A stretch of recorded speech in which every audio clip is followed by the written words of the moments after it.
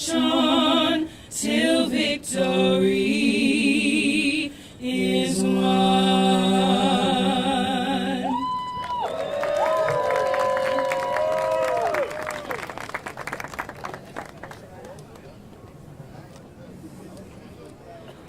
If I can help somebody as I pass along, if I can cheer somebody with the words of the song, if I can show somebody who is living wrong, then my living shall not be in vain. Then my living shall not be in vain. Then my living shall not be in vain. If I can help somebody as I sing this song, then my living shall not be in vain. Thank you.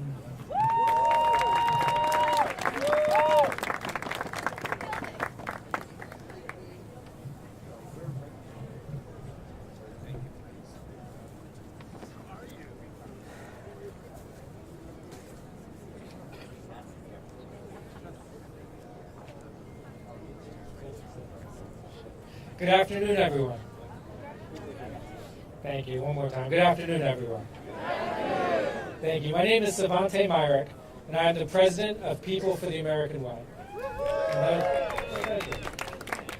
And though it is such a pleasure to be here with so many friends, with the SEIU, the American Federation of Teachers, with Public Citizen, with so many terrific organizations, it's a pleasure to be here with you, but I think I can speak for all of us when I say that we would rather not be here at all. That we have issues we got into this work to fight for. We have people that we got into this work to fight for. And none of us could have imagined that even as late as 5 years ago, that we would have to fight for the very right for democracy to exist. That we would have to fight. I'll speak for myself. Personally, I got into politics and elected office. I just finished 15 years of elected office in Ithaca, New York, where I served as the mayor of the city of Ithaca. One Ithacan somewhere in the back. And it's gorgeous, thank you. Ithaca is gorgeous. And I ran for office in Ithaca because I wanted to fight for people like me who grew up in a homeless shelter, was born and raised in a homeless shelter, was able to make it to Cornell just so that I could fight for housing issues. And I'm very proud of what we did in Ithaca to build more housing, to change our drug policy, to reform our police department. But to wake up and find that all of those things can be changed by an angry mob directed by a vindictive loser of a president attacking the heart of our democracy, that mob was threatening not just to install the president they wanted, but was fighting to take away all of your rights to choose control over your own bodies, over how your schools are run, over how your housing works. Everything that we got into this work to fight for could be taken away if these insurrectionists have their way. And so we are all here today, against our own will and against our own wishes. We are here today because this is the fight that matters most. If we can't choose our own leaders, we can't do anything else. So I am really thrilled to be here not only with all of these great organizations and with our members of Congress and with the Dr. King family. I am really thrilled to be here today with a great partner and leader in this fight, and I want to introduce you to Lisa Gilbert of Public Citizen. Please give it up for Lisa. Thanks, Avante. It's so fantastic to be here with all of you. I want to add my welcome to everyone who's able to be here with us, as well as those joining remotely, watching online. We are gathered today because we have to. We're gathered because we have to solemnly reflect on what happened to our nation exactly 2 years ago, and we need to together plan how to move our democracy forward in America. January 6th was a violent and deadly attack on all Americans. It was an attack on our country, on our democracy, on our freedom to vote. So this January 6th, exactly 2 years later, we need to come together across the nation to remember those who were lost on this very spot, on that terrible day, and honor their memories. And not only are we gathering here in D.C., but we are at 100 events nationwide to do the same, to think about the meaning of the word democracy and the fact that here in America, voters decide who our elections. So we get to choose the leaders that represent us. We're a government of, by, and for the people. 2 years ago, a violent insurrection based on a big lie attempted to stand in the way of that ideal, and they failed. And we're not going to let anything stand in its way going forward. As you all know, the bipartisan January 6th Select Committee recently finished their incredible, wide-ranging work, their investigation into the root causes of the insurrection. Coming out of that work, they made the obviously needed criminal referrals of Donald Trump, John Eastman, and others to the Department of Justice. The culpability of those bad actors is crystal clear, and the crimes that were committed that day cannot go unpunished. That's right.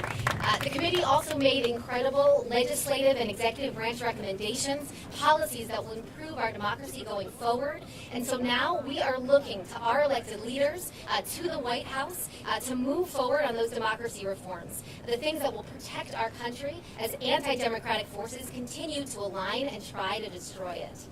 So I am again honored to be here with the President for People for American Way, with all of our incredible allies, to gather and honor the memories of those we lost. So with that, we're going to launch right into our program, starting with Representative John Sarbanes. He is an incredible democracy champion.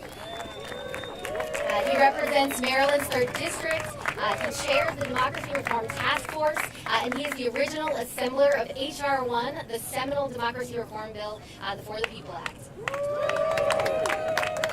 Thanks very much, Lisa. Good afternoon, everybody. It's great to be here. I got bumped a little bit in the program because I need to get into that building to say the name Hakeem Jeffries when my name. I've said it 12 times in the last 3 days, and I'm going to keep saying it as long as it takes. But shortly you'll be hearing from the King family, and I want to certainly thank them because they are at every single rally, every single part of this movement and coalition. They've been at the center at it, as a leading voice, and we deeply, deeply appreciate that. This is a sober day, as Lisa said. We look back on what happened 2 years ago, the violation of this citadel of democracy, the U.S. Capitol, behind us with this insurrection, the rioters. And I do want to just take a moment and pay tribute to the officers and others who protected me that day and my colleagues and protected that building, 5 of whom lost their lives on that day. We remember them and we salute their families and we thank them for their sacrifice. So we remember January 6th. We understand the legacy of that day and what it means going forward. We can't forget that. We have to continue to prosecute those who were responsible for it. Accountability has to be at the center of our efforts, and we look to the U.S. Justice Department to make good on that promise to the people, and we're going to continue to push that forward. Sadly, I was just saying a moment ago, there's a jarring symmetry because today, and over the last couple of days, there's been another disrespecting of the institution by a group of extreme lawmakers who right now are holding us hostage in our ability to act and function and legislate on behalf of the American people. And it has to be said and observed that most of the people who are holding things up in there right now, those extremists, are people who are also apologists for the insurrectionists 2 years ago. So draw your own conclusions from that. But it suggests that our democracy continues to be under assault. And that's why we have to continue as well to push back. So as we look to the future, this coalition that you all made happen, that you keep lifting up, is going to be consequential, making sure that democracy reform, fortifying our democracy, stays at front and center, that it is a priority. In the midterms, the people of this country, by rejecting election deniers in every state across the country, made it clear that democracy was on the ballot, and they want us to continue at the state level, the local level, but certainly here in Washington, to press for those reforms that can fortify and strengthen our democracy. William Cullen Bryant, who was a great abolitionist, theologian, philosopher, once said, and this was quoted often by Dr. King, that truth crushed to the earth will rise again. Well, truth, they tried to crush truth 2 years ago on January 6th. There's a group in there now trying to crush truth again. But we know that truth will rise and that we will achieve our goal of fortifying our democracy, and it will happen because of your efforts. Thank you for being here today. I appreciate it.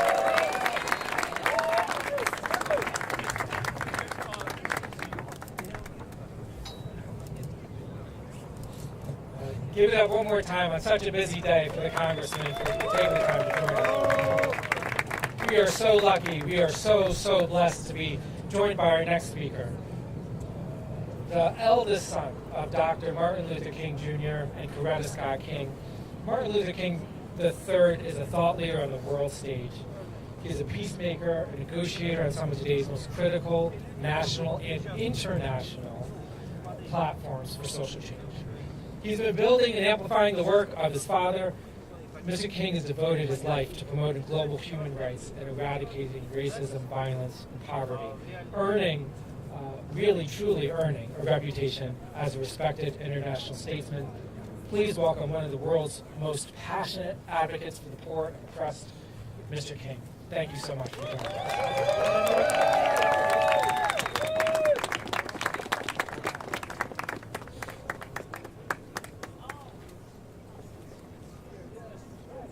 Okay, so we got even luckier. Can I tell you, we are even more blessed because Andrea Waters King, she's dedicated her life to public service as well. She's a passionate leader in the global fight against inequity, injustice, against hate crimes, and all forms of pain. Throughout her life, if you watched her, you've seen that she's closely worked on behalf of those marginalized, particularly through the DMI. So you know the Drum Major Institute, really incredible work. Through her presidency of the Drum Major Institute. We are thrilled to have both Kings here. Please give it up one more time.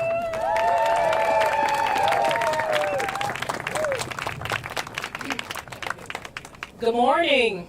Good morning. It is such a pleasure and an honor to be here with you today. Not because of what happened 2 years ago, but for all of the people since that day who have continued to be beacons for peace, for justice, for equity, and for our democracy. You know, I'm here as an activist, but I'm also here first as a mother. At a time when civics have been taken out of our classrooms, at a time when history is being taken out of our classrooms. The fact that our children's very first examples of government is not about the greatness of America, but it was about the destruction of America.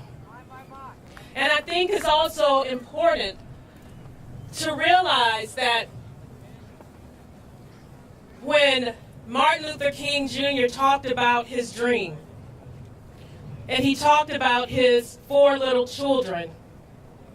He only has one granddaughter, our daughter, Yolanda Renee King.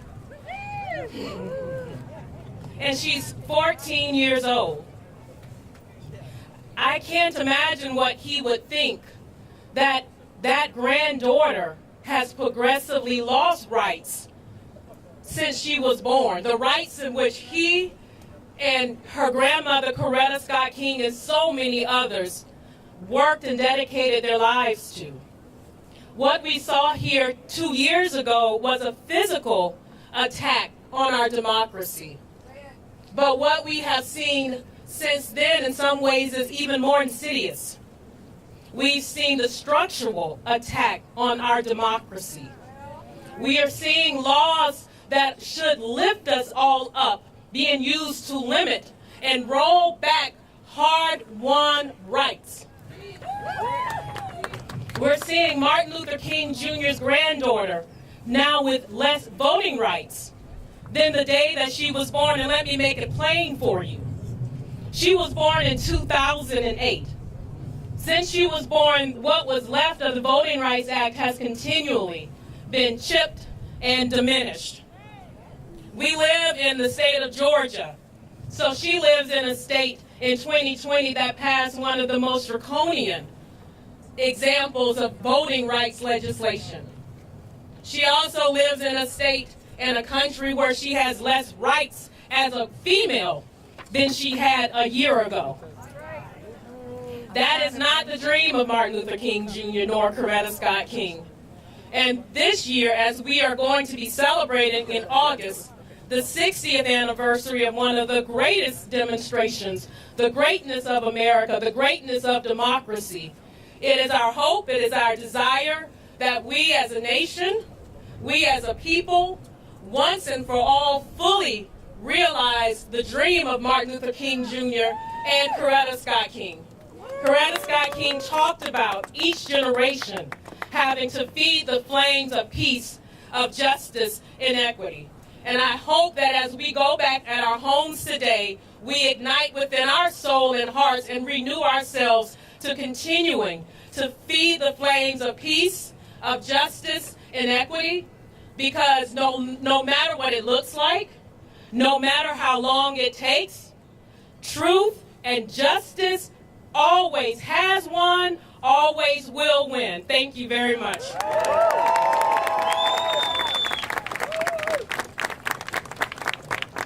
Good afternoon. I would like to say that I am honored to be here, but I'm really saddened to be here on the anniversary 2 years ago that American citizens came to the United States Capitol with the intent of destroying our government. It is said that a people that do not remember their history are doomed to repeat the mistakes of the past.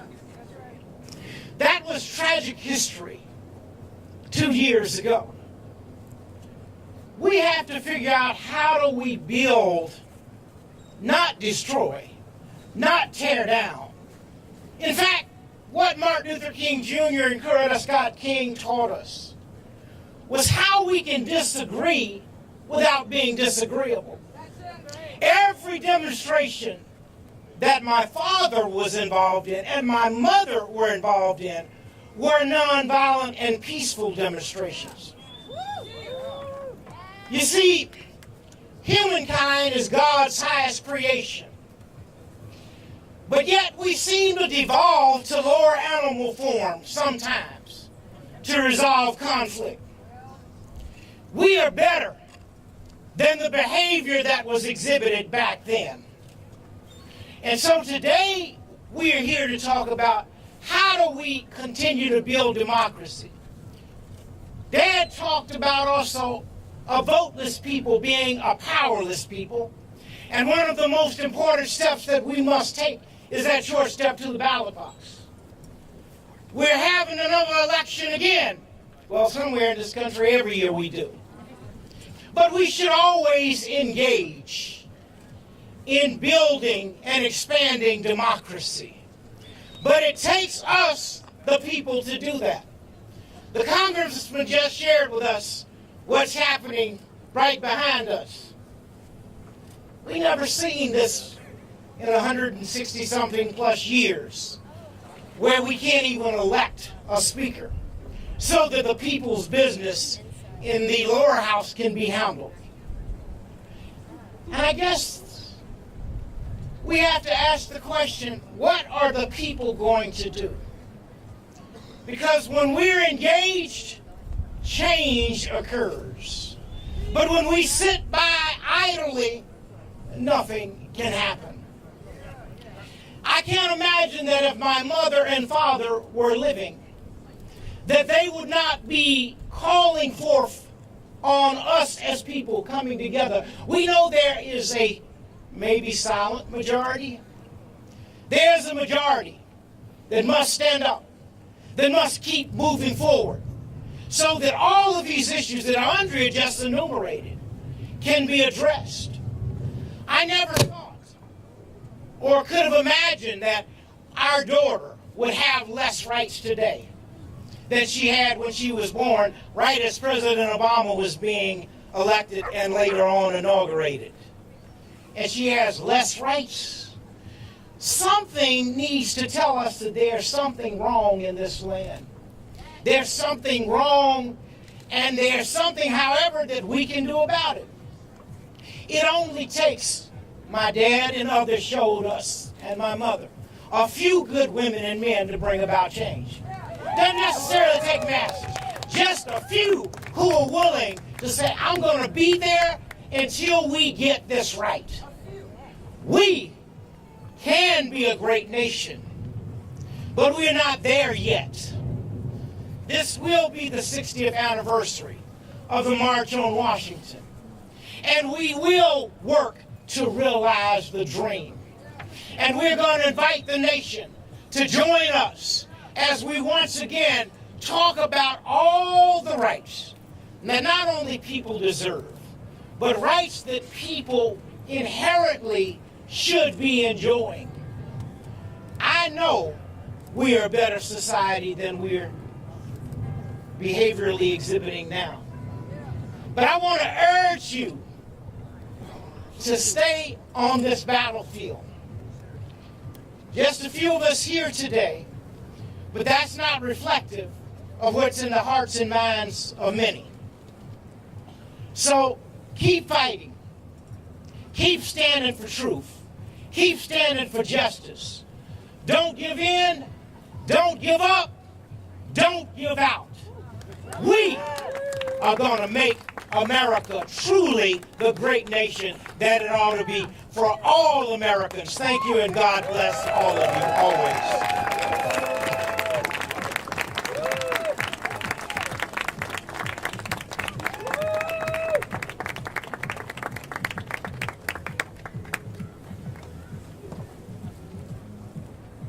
Let's give another round of applause. They were fantastic. So now I have the honor of representing someone who truly wanted to be with us today but was unable to join. You all know him as the representative of Maryland's 8th Congressional District, someone who was prominently placed on the January 6th Select Committee, is the new ranking member of the Oversight Committee, Representative Jamie Raskin. So he sent along an incredibly eloquent, long, amazing statements to read. I have gotten permission to read just an excerpt, just the beginning, but I want to flag that it'll be released after this and you can see his full remarks. To my friends, I'm sorry I can't be there with you, and only doctor's orders would keep me away. January 6th was the first time in American history that coup plotters and insurrectionists attacked the constitutional transfer of power in Congress and almost overthrew a presidential election. Trump and his accomplices made a common cause with extremist groups steeped in racism and hell-bent on insurrection, assembled a mass of followers into a giant surrounding crowd, and mesmerized them with the big lie. incited the mob into a blinding, anti-democratic fury, unleashed them on his own vice president and the joint session of Congress as we counted electoral college votes at the Capitol, and continued to inflame his followers throughout the riot and praise them effusively afterwards, giving them aid and comfort all the way until today. We survived because of people like Secretary of State Brad Raffensperger, who refused to commit election fraud by just finding Donald Trump 11,780 votes.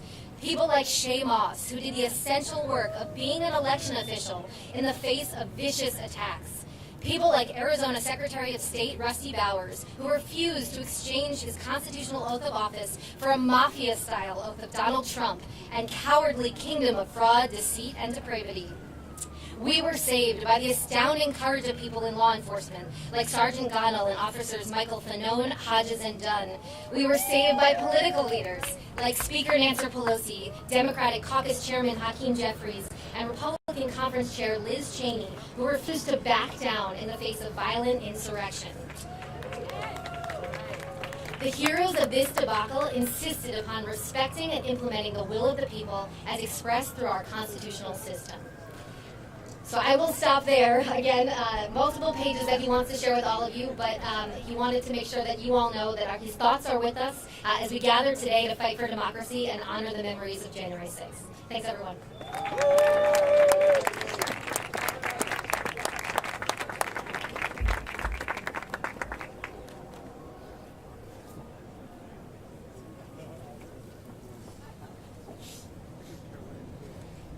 Forgive me, I was talking to the Kings. I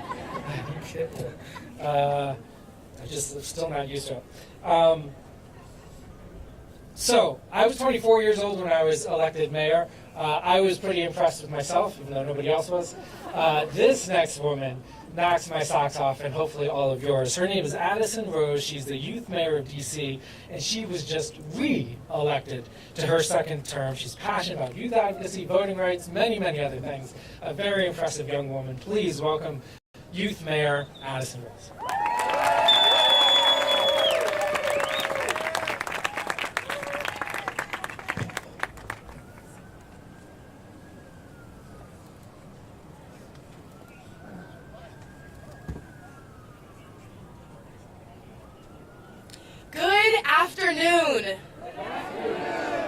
My name is Addison Rose, and I currently serve as the youth mayor here in Washington, D.C. I would like to thank People for the American Way for inviting me to stand here on this site and pay homage to the lives lost and traumatized due to a breach in our democracy. On December 8, 1941, President Franklin D. Roosevelt addressed the nation after the Japanese attacks on Pearl Harbor. In this address, he gave one of the most iconic quotes ever from an American president, saying, "Yesterday, December 7th, 1941, a date which will live in infamy." On January 6, 2021, a new day arose which will forever live in infamy, when our American center of democracy was taken over by people who wanted to alter and stop the process of democracy we hold dear in our nation. Today, we are here to reflect on the senseless and violent attacks on our Capitol and democracy 2 years ago. Not only did the aftermath of the attack leave the federal government to cover $1.5 million in damages, but more importantly, the innocent lives of the people we call heroes ended up taking their lives because of the emotional trauma they suffered. This idea of emotional damage hits close to home for many of us, but it also hits close to home as this occurred right here on the site which we stand, but more importantly for the more than 700,000 of us, it happened in our city. For some of us, even right down the street. This is why it is imperative that we excise our vote to make sure we are electing leaders in our country who will protect and steer us in the right direction, not encourage us to act in an aggressive manner. We need to vote more people that share the ideals that are laid out in our Constitution and are committed to upholding our Constitution. not the case 2 years ago. It is only when we have done everything in our power, like voting, that we can blame everyone but ourselves. We must take accountability in some degree. Personally, I recently turned 18, and with that, I will make sure I vote in every election. As the future of our country stands on the shoulders of our actions. The more we can get out the vote, encouraging others that their voice in a vote does make a difference, the farther we get from disappointment. Similarly, the lack of power district government officials experienced on January 6th showed us once again why D.C. deserves its right to be a state. It proved how powerless local officials felt as they were unable to excise the District of Columbia Army National Guard due to our mayor, Muriel Bowser, having no control over them. This caused her to wait an entire 3 hours until local troops were given approval from the Army. We have control over nothing, yet the heart of our country resides in Washington, D.C. I say all of this to say, we can never forget the lives that were lost in the Capitol defending the members of the House and the Senate. This speaks to the fact that we can never again allow our country to become so divided that our president is able to get people to attempt and overthrow our government and not accept the results of an election. Lastly, we must do more to see better results. I implore you to take action and charge in this long but necessary fight for our democracy, for our country. Vote. Support D.C. statehood and make sure those around you understand its importance as well.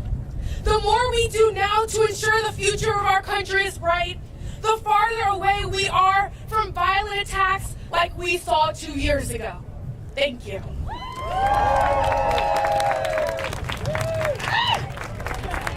You grab it.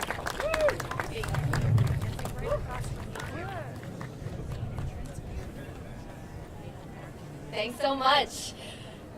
So now I'm thrilled to bring up Noor Mir. She's a DC-based activist, first-generation immigrant, and proud Muslim feminist. Over the years, she's organized countless direct actions and national marches, mobilizing thousands of people around immigrant rights, climate justice, and abortion access. She's here today as the DC spokesperson for the Women's March. Noor.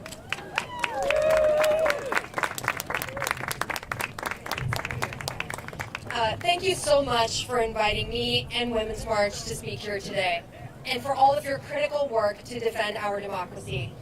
Let's start off with reiterating one simple, clear truth. Fighting for our democracy means protecting our right to and expanding our access to abortion. Democracy is a political system that is dependent on only one thing: respecting the will of we the people. And democracy does not exist if we can be deprived of the fundamental freedom to choose what to do with our bodies, our labor, our families, and our futures. Yet, here we are. We are living in a democracy that has been hijacked by legions of extremists, recruited by, encouraged by, and mobilized by Donald Trump. And they are relentlessly attacking our fundamental rights. Our trans siblings' right to exist, our children's right to learn history in schools, and our right to free and fair elections, our right to choose when to start a family. They must be held accountable. The people who climbed these walls right behind us 2 years ago are no strangers to abortion providers and advocates across the country who, in the wake of the attacks, spotted familiar faces: leaders of anti-abortion groups, violent protesters, domestic terrorists, and serial harassers. A man who bombed an Ohio clinic in 1985 was filmed on the scene on January 6th, declaring proudly his love for Donald Trump. A West Virginia politician was present too, who harassed providers and patients at the only clinic in the state so often that they had to build a 10-foot tall fence to protect themselves from him. And these white supremacist extremists have made it a point since to be even more violent towards abortion providers. In 2021, it was found that assaults on abortion clinic employees and patients had increased, as well as bomb threats. Pro-choice rallies have seen a rise in armed militias confronting and agitating protesters. So let's be clear. The people who climb these walls right behind us are the same people who stand outside abortion clinics, film patients, plant bombs, stock providers, and show up at rallies with AR-15s. These extremists are one and the same, and they're the same people who voted for Trump and other extremist Republicans who are dead set on continuing to burn down abortion access state by state. Donald Trump and his co-conspirators must be held accountable for the violent uprising that they incited and are directly responsible for. The recent criminal and ethics referrals are a necessary next step, and it is now up to the Justice Department, the courts, and the Ethics Committee to do their job. We can't stop, and we must continue to work together to protect our fundamental freedoms, including our right to choose our own leaders and our right to choose what we want to do with our bodies. At Women's March, we worked around the clock in battleground states to reject extremist Republicans and protect our freedoms. And we will not stop now. Republicans in the House will continue to assault democracy and attack women. They will introduce federal legislation to ban abortion. But we will stop them like we stopped them in Kansas and Michigan and Kentucky and California. And we will fight as long as it takes to restore all of her rights. And I believe that we will win. Thank you.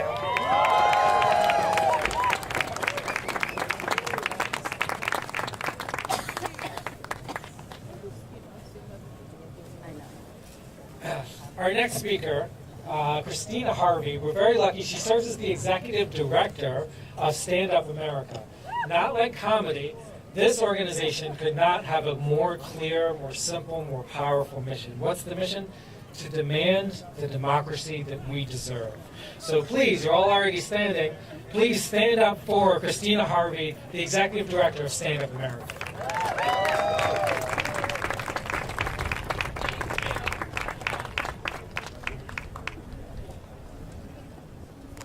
Hi, as he said, I'm Christina Harvey, the Executive Director of Stand Up America, and I'm proud to be standing up with you all today on behalf of our nearly 2 million members across the country who have been fighting for years to protect and expand our democracy and our freedom to vote.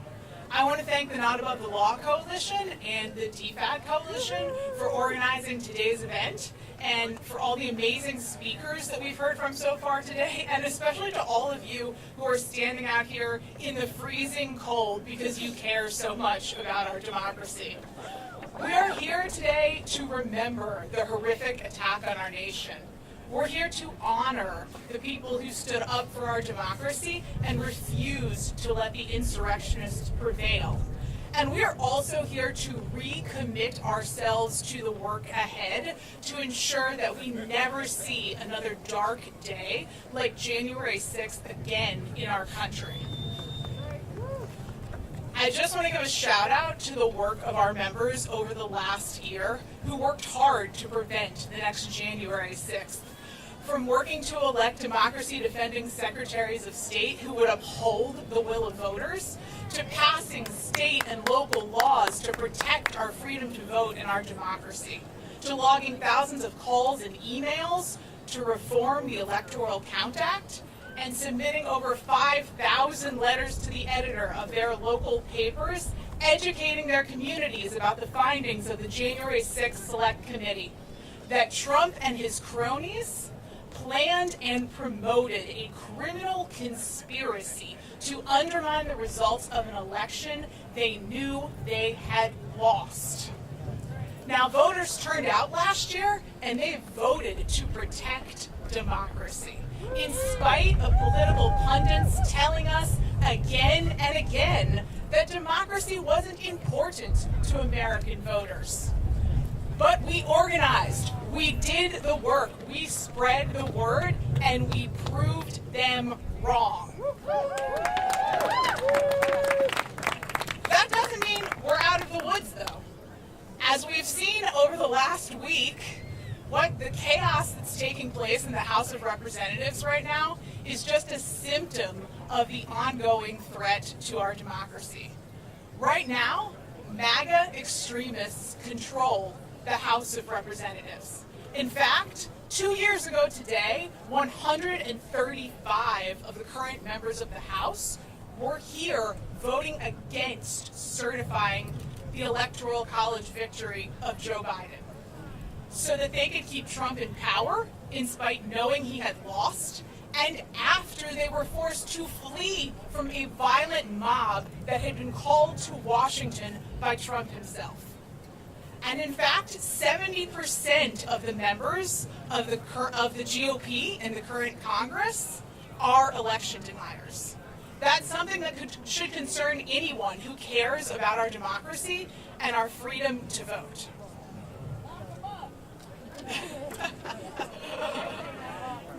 Well, it should come as no surprise that these extremists care more about their own personal and political power than they do about the will of the American people or actually governing. That they're more focused on escaping accountability than actually upholding our Constitution. Some of them have already indicated that their first priority in 2023 will be to investigate anyone who has tried to hold them accountable through sham investigations, including the staff and representatives who faithfully served on the January 6th committee. And one of their first actions, if they can ever figure out who their speaker is and actually do anything else, one of their first actions will be to gut the Office of Congressional Ethics, which is the body that actually investigates and roots out corruption within the ranks of the House. So what do? Well, 3 things. First, we are here today to demand accountability. The January 6th committee made criminal referrals, including for Trump himself, to the Department of Justice. The Department of Justice and the courts must hold the people for January 6th accountable. And not just the foot soldiers, but the general himself, President Trump. Second, we can't go quietly into the night. We must continue to call out the lies of election deniers, to push back against sham investigations and attempts to avoid accountability, and push back against any further efforts to undermine our democracy. And third, we can't forget about the states. We're here today in front of the U.S. Capitol, but there are 50 state capitals across this country, and we need to make sure that we, our members, and our constituents are reaching out and talking to everyone who's in those state capitals. Whether it's Minnesota, where they've just introduced a sweeping new pro-democracy package, or it's Illinois to finally pass voting rights restoration for people who are incarcerated, or Florida, where Ron DeSantis is continuing to attempt to criminalize voting. We at Stand Up America will continue to be in that fight together with all of you. So let me just close by reminding us that we are not a country of I. We are a country of we. We, the people. We are not here for ourselves. We are here for our children. We are here for our neighbors. We are here for our communities, for our families. And some of the elected officials in this country seem to have forgotten that critical part of our Constitution. We, the people, demand accountability. We, the people, will continue fighting to protect our freedom to vote. And we, the people, will continue organizing until we have a truly representative democracy. Thank you.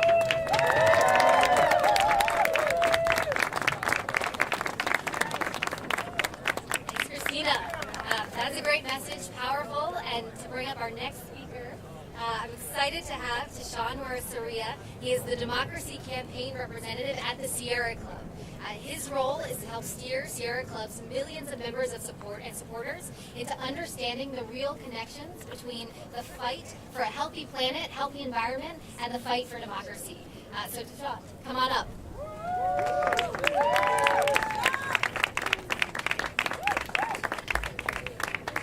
Hey everybody, how's everyone doing?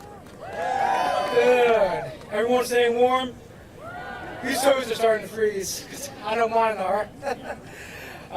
Lisa, thank you so much for those kind remarks. Also want to thank Alana Beller, Tazwell, Cecilia Bernard, and so many others for organizing this tremendous event and so many other events across the entire nation.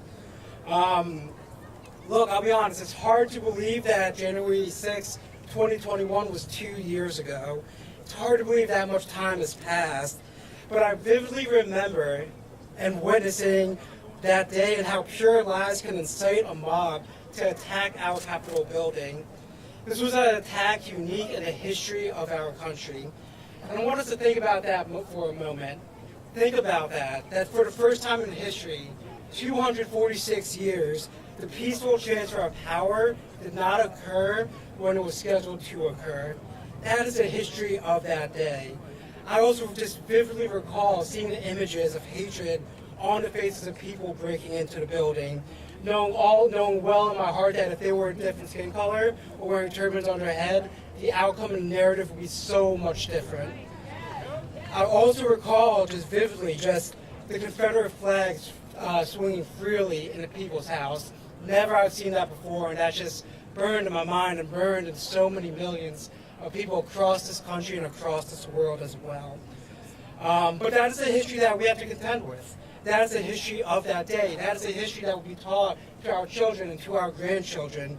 But one thing I want to make sure, and what I hope everyone understands, is that that does not have to be our destiny. That not only, that does not have to be my destiny.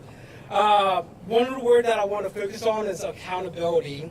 For us as a nation, we cannot heal unless we have accountability. And that also means not just for the foot soldiers, for the people that actually incited this attack, whether it's Donald Trump or so many other members of Congress and co-conspirators. We have to hold them accountable if we expect to heal as a nation. And this also means enforcing Section 3 of the 14th Amendment. This is so important, and we must use every tool we have in our tool chest to ensure accountability actually occurs. And I know we're all cold, so I'll just close out by saying I just want to send a note of appreciation to all of you as well. I know this fight for democracy has been long, infuriating, frustrating at times, but it warms my heart and brings a smile to my face seeing how many people constantly come out and constantly fight to support a vibrant democracy. I hope as we move in the future that this family stays together and we continue this fight as well. So thank you again. Appreciate you all. Take care.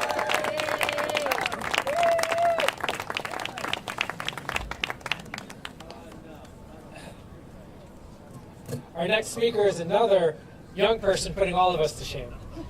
Mariah Cooley is not just a student here at Howard. She is a young person who, when gun violence impacted her family, taking the life of her cousin, she didn't just get mad, she didn't just agonize, she organized. She founded a local chapter of Our Lives for Gun Safety at Howard University, and she now serves on the national chapter of Our Lives. Please welcome this exciting young new leader, Mariah Cooley.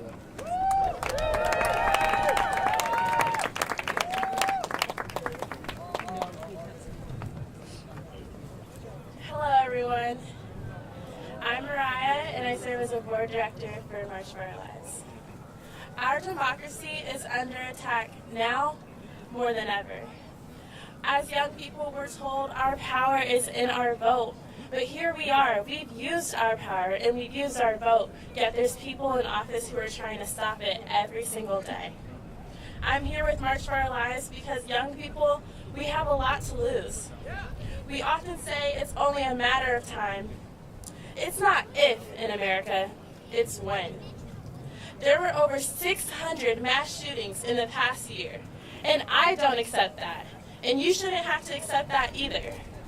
No other country in this world experiences this form of terror and violence. The problem only exists in America, and it's getting worse.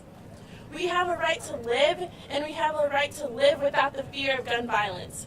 We have a right to be in our homes, in our churches, in our grocery stores, in our movie theaters, in our neighborhoods, and in our schools and not worry about a bullet. That is our right. Right now, our country's liberties are at risk. I remember what it felt like to be in this city 2 years ago today, to watch right extremists and white supremacists attack our country. I remember what it felt like as a black woman, more as a black teenager when it happened, and wondering what would happen next.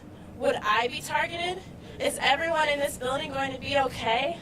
What is America coming to, and what will it look like tomorrow? Because let's be very honest, if the insurrectionist looked like me, the situation would have gone a lot differently. And we know this after the 2020 Black Lives Matter protests across the country, when black people were fighting for the right to not have to deal with police brutality, and we were met with tear gas and rubber bullets and harassment. But even despite all of this, I still had hope. I had hoped that we had moved on from a society that did not value the importance of our democracy, but oh, was I proven wrong. For the first time in 100 years, there is no functioning Congress. If that does not scare you, then I don't know what will. Right now, we have those in office who are preventing for the people elected who want to do real work from serving their constituency. And that is why every election is so important, and it goes beyond the voting booth. We must hold our local, state, and federal leaders accountable to push to protect our freedoms, our right to live, our right to know that when I go into my school, my church, my grocery store, that there isn't an AR-15 waiting for me. We must ban assault weapons now. We must ensure what happened here 2 years ago will never happen again. And we will no longer be held hostage by corrupt lawmakers, and we will no longer tolerate feeling unsafe in our communities. We must condemn all those who are involved in the insurrection, and we must continue in this fight and this march for our life. Thank you.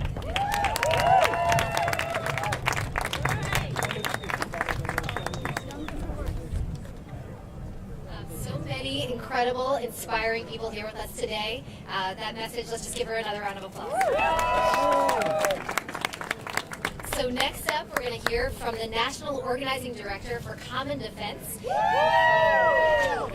Common Defense, for those who don't know, is a grassroots movement of progressive veterans. I want to bring up JoJo Sweat.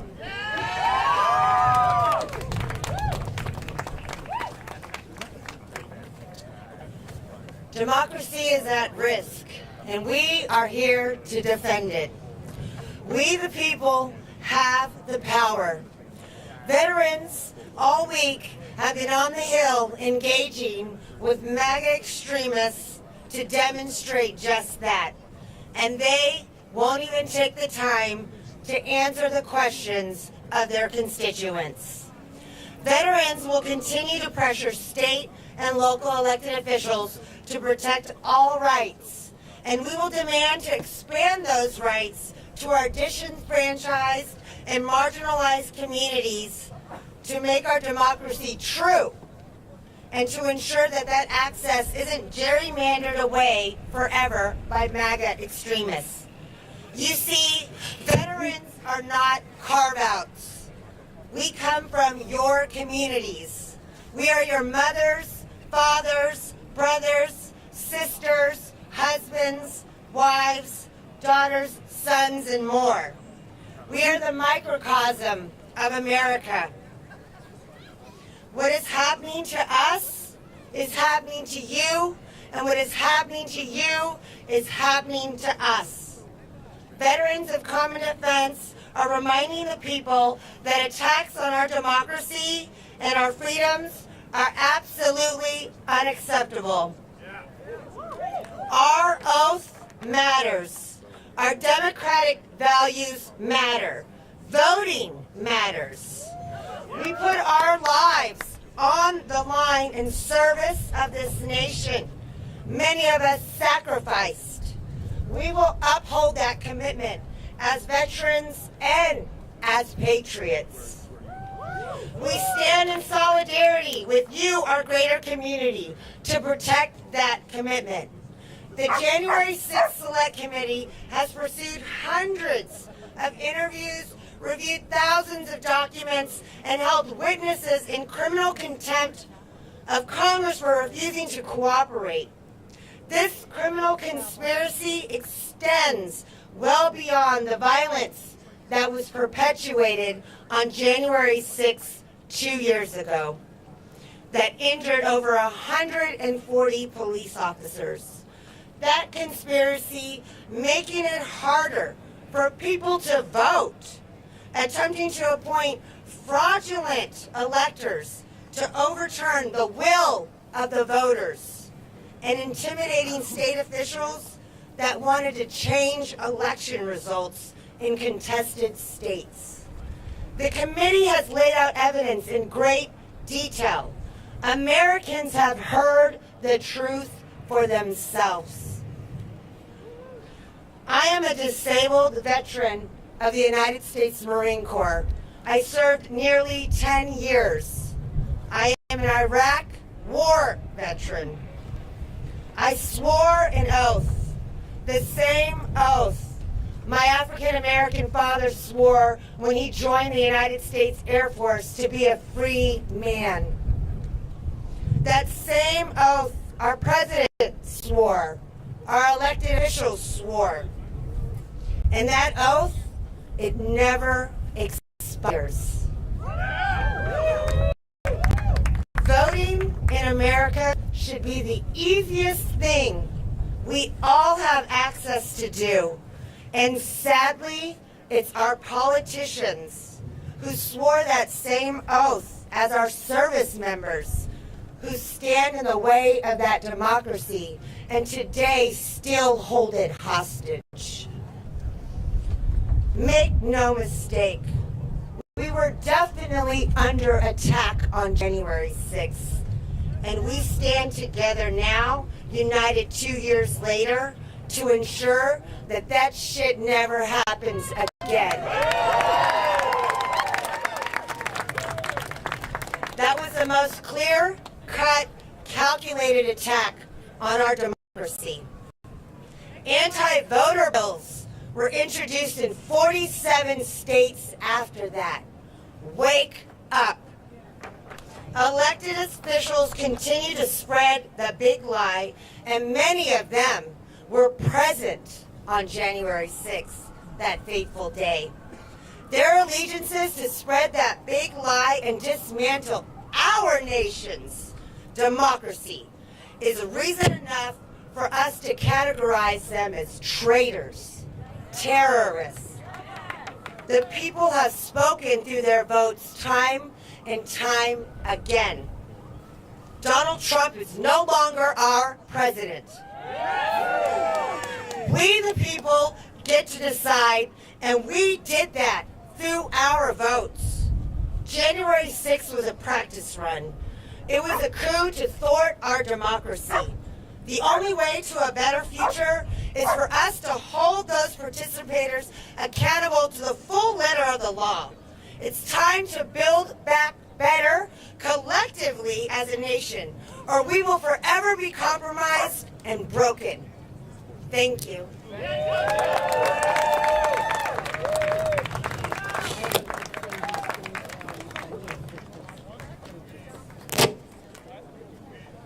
Thank you.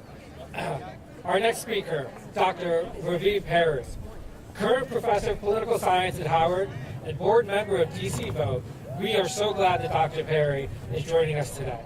He's an expert on black politics, minority representation, urban politics, American public policy, and LGBT candidates of color. We welcome Dr. Perry to the stage. Thank you so much for being here. Good afternoon. So I'm the last speaker, so we get warm after this. I'm Ravi. I have the privilege of representing DC Vote, the oldest, the baddest, the biggest, the longest statehood organization here in the District of Columbia that needs to be a state. I have the privilege of being vice chair of the board, and we have many of our staff members here. If you don't mind waving, saying hello, we want to make sure that you put us out of business. ago, they brought a noose here, a few steps from here, for a lynching. You know that they killed 5 police officers. We already know that because of no statehood, our mayor didn't have the power to stop the onslaught on our country by calling the National Guard. We know that they scaled the House chamber with military-style rock climbing ropes. They ransacked offices. They brought a Confederate flag, the symbol of anti-Americanism and racial terror, to the Capitol for the first time since the Civil War. But since it's January, and we celebrate the life and legacy of Reverend Dr. Martin Luther King Jr. this month, I invoke him again, as many others have today, to remind us that hate cannot drive out hate. Only love can do that. And we are here today because we love. We love our country, even when it falls short of our dreams. We love D.C., the chocolate city, with blackness rooted deeply from go-go, and in every stone laid by an enslaved black person throughout all of our national monuments, including the Capitol in front of you and the White House. But I'm so proud to stand here today on a day that we should not have to stand here, to stand for statehood as a Ward 7 homeowner, and this hallowed ground where our foremothers and forefathers, our aunties, our grannies, our uncles, our parents marched through blood, sweat, and tears, through blisters and fire hoses and police abuse, just so that we could proclaim, as Dr. King did steps away here, that we will celebrate 60 years of this year, later in August. The March on Washington, where he claimed first, when the speech was given, not here, but in June in Detroit, Michigan, with double the amount of people that came here to D.C., by the way. And that speech, he said, we want all of our rights, we want them here, and we want them now. D.C. Vote has been working to advance statehood equality for over 20 years for residents like me, but for every single American citizen. We don't need a constitutional amendment. We only need a majority vote in the United States Congress. We only need to affirm the For the People Act, and that it must include all people. We must also affirm that any voting rights rallies and legislation efforts must include the fight for statehood in D.C. There is no voting rights in America without the 712,000 residents in the district that ought to be a state to be included. As a political scientist who studies this stuff, I know that government is as good as you and me who choose to participate in it. So yes, statehood is a racial justice issue. Put those signs up. Statehood is a racial justice issue. Absolutely it is. But we stand for statehood because we cannot be instruments of our own oppression. We have to ensure that this city, this district, becomes the 51st state. And I'll borrow from King again to argue as I end here that he said in that same original I Have a Dream speech that God is not interested in the freedom of brown people, yellow people, red people, black people. God is interested in the freedom of the entire human race. God is interested in the representative freedom of the residents of the District of Columbia. We are D.C. Say it with me. We are D.C. We are D.C. We are D.C. And we want all of our rights. And when do we want them? Now. God bless you.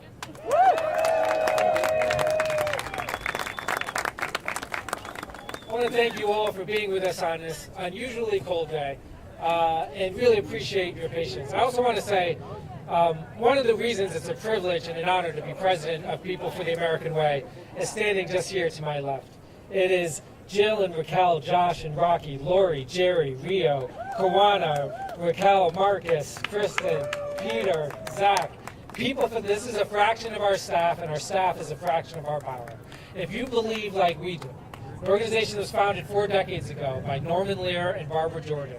If you believe that a democracy is the bedrock of all other human rights, if you believe that fighting for that democracy is worthwhile, I encourage you to join our team, join our volunteers, join our family at People for the American Way.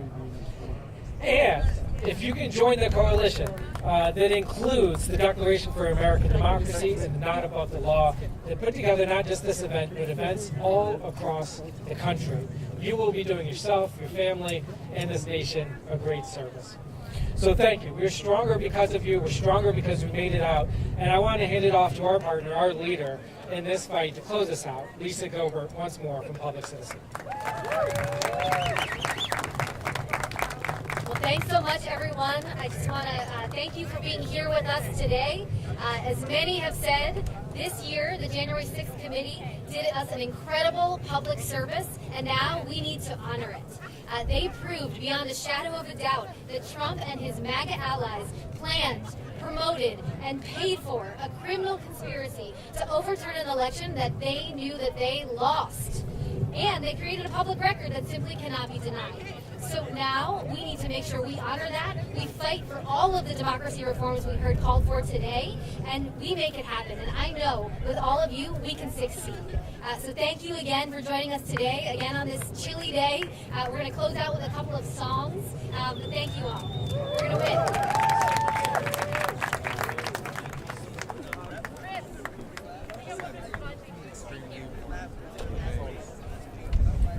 Give it up for Billy Sanders in the cold, doing it all day.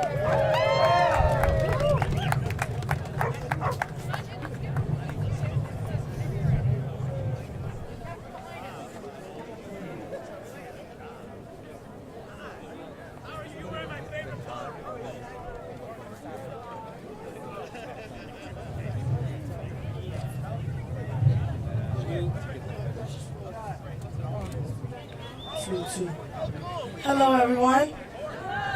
Hello. So, my name is Jatar Freeman. I am a native Washingtonian, as well as a student at Howard University, as well as a former youth mayor of Washington, D.C. I will be singing a very powerful song by the Mahalia Jackson called Precious Lord, Take My Hand. I'm going to try my best as this wind is trying me. If you know any of the songs that you are about to hear, please join in, but also allow the lyrics to resonate in your hearts and your minds as we understand that we are fighting for not only our freedom, we're fighting for our rights, and we're fighting for our voices, okay? Here we go. Precious Lord, take my hand.